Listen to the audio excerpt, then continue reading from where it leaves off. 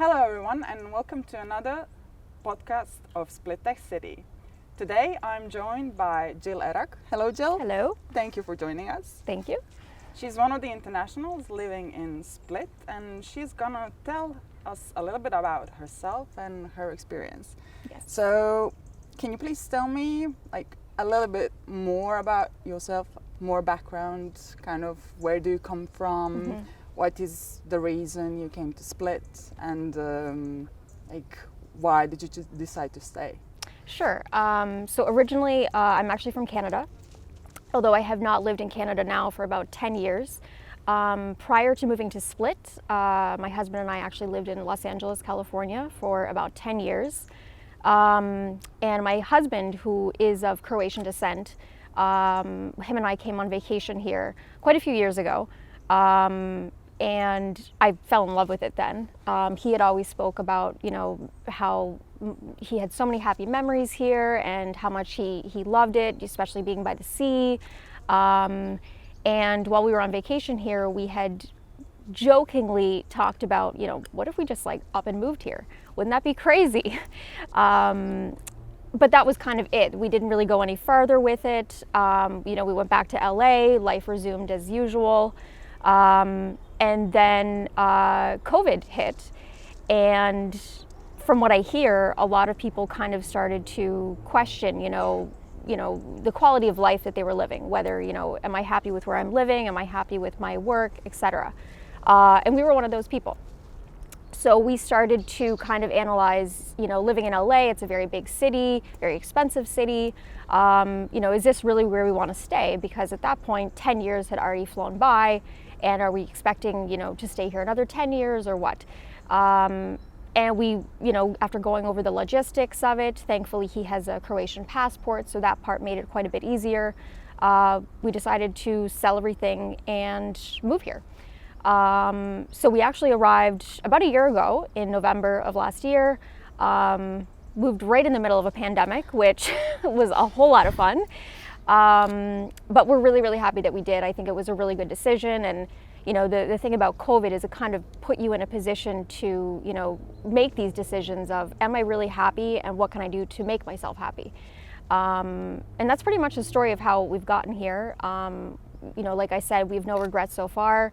Definitely a lot of hurdles along the way, but, a year in and we're still very, very happy here and, are planning on staying here for the long term. That's nice to hear. Yes, yeah. And can you tell us a little bit more about those hurdles you had to overcome? Because I think that's something interesting to hear from an international, what you have to go through once you arrive here. That could maybe help someone else if they try to do the same. Yes, exactly. I've spoken to quite a few expats, and we pretty much all have very similar issues whenever we get here.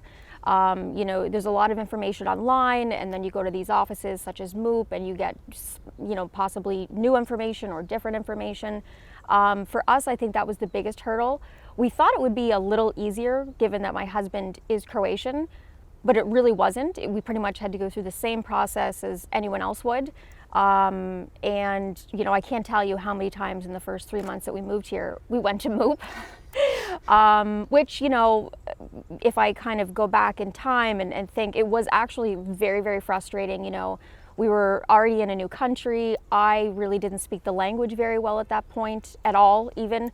So it was intimidating. And then, you're going through these processes. And I think coming from North America, you're kind of used to how the systems work over there, which is fairly on time and by the book. And here, that's one thing we kind of had to adjust to, which is it was very out of our control. The only thing I would say to people who are fresh here and going through the same process now is you really have to just keep nudging.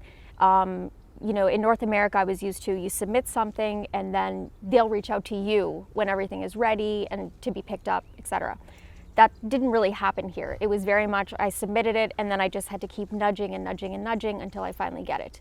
In hindsight, I would say I would have preferred to maybe hire a lawyer to kind of help us through the process. So if you can afford it, I think a lawyer is somebody who, speaks the language, probably first of all, and is probably also very familiar with the whole process, which, you know, my husband does speak Croatian, but we were not at all familiar with the process. And it was a learning experience, I guess you could say. But, you know, whenever you're new to a country, it can sometimes put a damper on things because you're trying to do things by the book and make sure that everything is legal, and then you're just kind of pushed down a little. But now we look back and we joke about it, of course. But then I talk to these expats who are new and they're like, yeah, I've been going to MOOP and this and that. And I'm like, yeah, I know, I feel your pain. It's just, it is what it is. You just have to get through it. So do you think that maybe if MOOP and all that process regarding bureaucracy for international became more like English oriented, because right now we have some websites that are popping up within the ministry that have English content, which is good. Yes, great. But still, when you get there, most of you have this issue of needing someone Croatian to come along with you and to speak. Yeah. Do you think that might like speed things up or make things easier for expats if they made sort of an allowance to have someone speak English over there at MOOP? I don't know if it would speed it up, but I think it would make the whole process less intimidating. There was a few times where I had to go in alone. My husband wasn't able to go with me. And at that point, I was learning Croatian, so I basically just learned whatever phrase I needed to learn and just went in there and said it. And thankfully, it did work. I ended up being able to get my ID that way. But one thing, I think it would definitely be much less intimidating for people because I was one of the luckier ones that had my husband who could speak. But for a lot of people coming here, they do not speak the language. And the good thing is that I've heard from quite a few expats that usually their landlord will actually kind of go with them, which is amazing. That's super helpful because it's really just very intimidating going in there. It's sometimes intimidating even for us locals. So I've heard. So we can understand that part, definitely. No matter where you're from, it's sometimes intimidating to go through bureaucracy. Yes, exactly. And you're afraid of not making a mistake that will cost you down the line. So it's perfectly understandable. Yes. But, and you know, when we actually moved to Los Angeles, you know, we had to deal with like DMV, which would kind of be the equivalent of MOOP. And it was also very intimidating. I think the only thing that made it a little easier was that they were speaking English. Yes. So for me, it was, I can at least understand what they're saying to me. Yeah, but bureaucracy is unfortunately same in many countries. It's everywhere. It's a pain point. But there are some points that we can work on, so it should be worked on, definitely. Yeah. So tell me a little bit about what you do for a living and how doing what you do changed or maybe improved once you came here to Split. Yeah, so I am basically a digital marketing consultant. I try to focus in on travel specifically. And you know, when we moved here, we wanted to make sure that we were doing everything by the book in terms of taxes and well, mainly taxes. So we initially came here, my husband and I, and we had kind of gone over what options we have in terms of paying taxes here, whether personal or opening up a company, etc. And after going over all the options, we decided that the best option for us would be to each of us open up our own firm. And one cool thing that I learned in the process of opening up a firm here is that when you open up a company here, you can kind of check all the boxes of what that company does. So we were told to literally check every box because now, you know, I'm opening it up so that I can do digital marketing work. But later on down the road, if we decide to possibly get into tourism, we can also put that in the company name as well. So that's, you know, it's going to save you the hassle of having to open up a whole other second company down the road. And I mean, the other great thing about opening up your own company here is you can hire yourself and therefore get HCZO, which is, for those who don't know, the public health insurance, which, you know, we're in the middle of a pandemic, so it's always good to have. So yeah, that's pretty much the route that we chose, and that way, you know, we pay all of our taxes into Croatia, which is where we're living, so it made sense. Yeah. So, in terms of opening a company as an international, do you have any tips for those who might wish to do the same? It's probably similar to the immigration, which is to definitely have somebody who speaks Croatian. Having a lawyer obviously helps because there's so many different moving points with it, as there is opening up a business in any country. But it's, having somebody there who speaks the language and understands the jargon that they're using is very, very helpful. It's actually quite easy to do it. You just need, around 20,000 kuna in capital, and that's pretty much it. We did have to make a couple trips to FINA, which is like the tax office here, I guess you would call it. Yes. But that was to be expected. Just, having to open up a business. We figured we would have to go there back and forth. And the whole process maybe took about a month. So it wasn't too bad. Not as fast as I would have liked it to happen, but a month is not too bad. Yeah, so overall, your experience is quite positive when it comes to opening a company in Croatia. Yeah. One thing, unfortunately for me, because I didn't speak the language, is you do have to hire a translator in the process.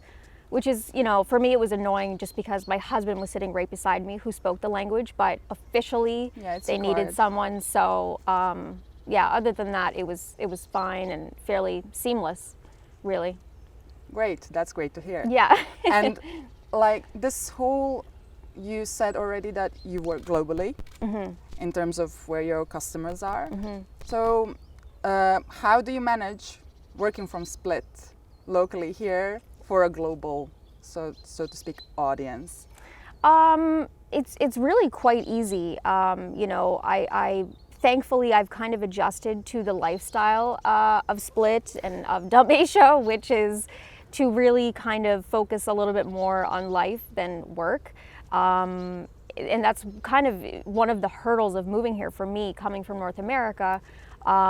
It's very work oriented over there. And so it's really hard to break that mentality of work. Here I'll find myself, it's the afternoon, it's beautiful, I'm gonna go out and have a coffee on the Riva, for example. But initially it was like, I shouldn't be doing this. I should be at home, I should be working, I should be doing something. And that's probably the best thing that I found is really the quality of life here is much higher than what I've experienced elsewhere. To really focus on just life a little bit more, life is short, so try to enjoy it, I would say that's pretty much it. Do you think the size of the city also helps in terms of, mostly we hear that Split is a city made to fit a person. Right. So do you think being walkable and being able to get to places in short period of time also helps to that kind of quality of life? Yes, definitely. Coming from Los Angeles, that was probably one of the best things about moving here is in LA, I mean, if we wanted to go anywhere outside of our area, we were gonna have to drive an hour, 45 minutes at least. And here, it's like 15 minutes, 10, you're anywhere you want in the city. I prefer to walk as many places as I can, but that was, again, with the quality of life, who wants to spend the majority of their time in a car in traffic? So that in itself was just a huge change for us. And when you look back, or when we look back now on, I can't believe we used to drive an hour just to go to, a concert or a comedy show. Like, that's crazy. Here, you can get to Omish, for example, in an hour, which it's just, it's quite an increase in our quality of life, personally.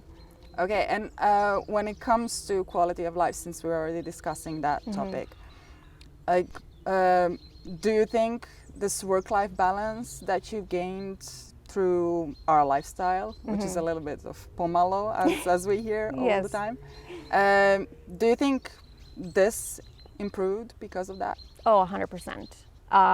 Yeah. And from meeting a lot of other expats, I hear the same. I hear a lot of people that come, for example, from Germany, and Germany, I think, is is very work focused, potentially a little bit more than North America. And it's really having to rewire your brain to realize, you know what, if this work maybe doesn't get done today and maybe tomorrow, and today the weather's beautiful, I want to go out and be outside, the world isn't going to end. That's really something that, you know, you have to rewire in your brain, because it's like, I need to get this done today. The world's going to end if I don't. And you realize that's not the case. It's definitely a thing that I hear very often from many expats that move here. And it's a great thing to be able to have, especially, like I said, with COVID, you kind of reevaluate things and what's important to you. And I think given how life can be very short sometimes, quality of life is very, very important and is drastically improved for a lot of people that have relocated here. That's always nice to hear as a local. We sometimes don't see that thing, the fact that where we live offers us many benefits as well.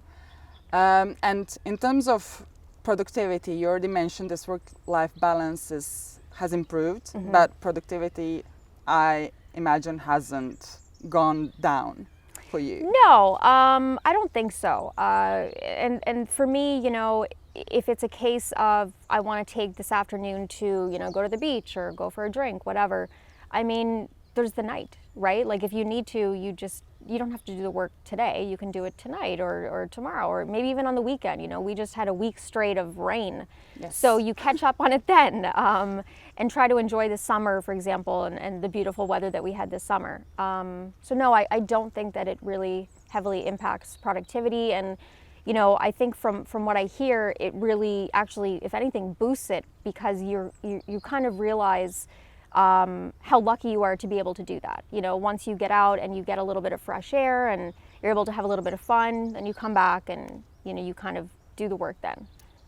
That's great to hear. And another thing that I would like to ask you regarding business is associations like Split the City, for example.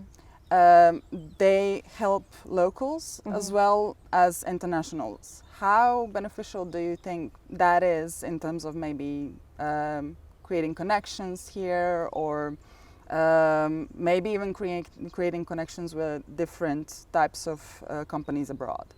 I think it's fantastic. And the biggest thing for me that I've noticed is, when we moved here and left LA, we had a lot of friends in LA, and we made those over the 10 years that we were there.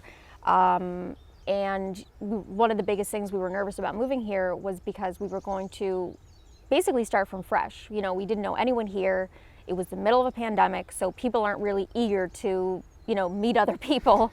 But whenever we got here, we realized, there's so many expats here, and there's a ton of events for you to meet other people here that are in the same situation as you.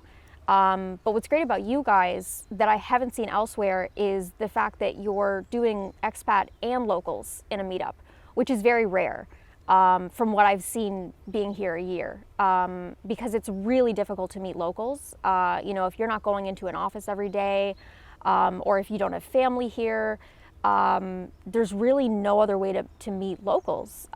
So, we've gone to a couple of your events now, and we were actually able to meet locals and kind of mingle with them.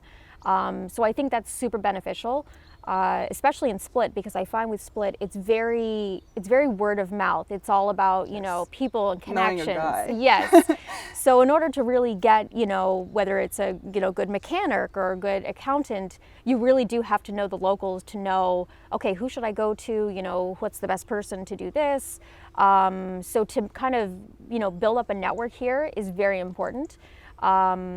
Yeah, I would definitely say that you guys are the only ones that I've heard of that are kind of mixing those two together, and it's very beneficial. That's always nice to hear about the work that you do. So, done with work. You've explored Split and the region a little bit, I guess, so far. Quite a bit. Quite a bit. Okay, any favorite spots and why? Oh, that's tough. Well, I live in Marian Park. So I would definitely put that very high on the list. I could personally go into Old Town every single day if I could. There's just something very magical, especially coming from North America, where nothing is old. It's all very new compared to Europe.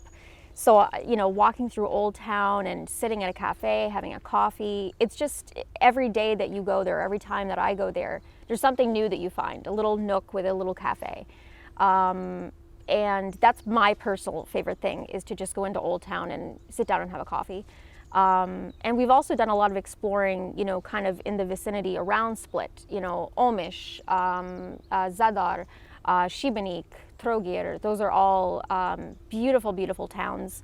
When we came here on vacation years ago, Dubrovnik was really the popular, I think because of Game of Thrones. Yes. Which I understand it. Dubrovnik is beautiful. But to me, I'm always telling people there's so much more to see other than Dubrovnik. You know, we've recently gone up, for example, to Pula and Rovinj, and I hadn't even heard about this before, and it was beautiful. So there's a lot, you know, when people reach out to me and they say, hey, I'm coming to Croatia, what should I do? And the more I see, the more I'm like, there's so much to do. Don't focus at all on Dubrovnik, like Split, going up to Zagreb, for example.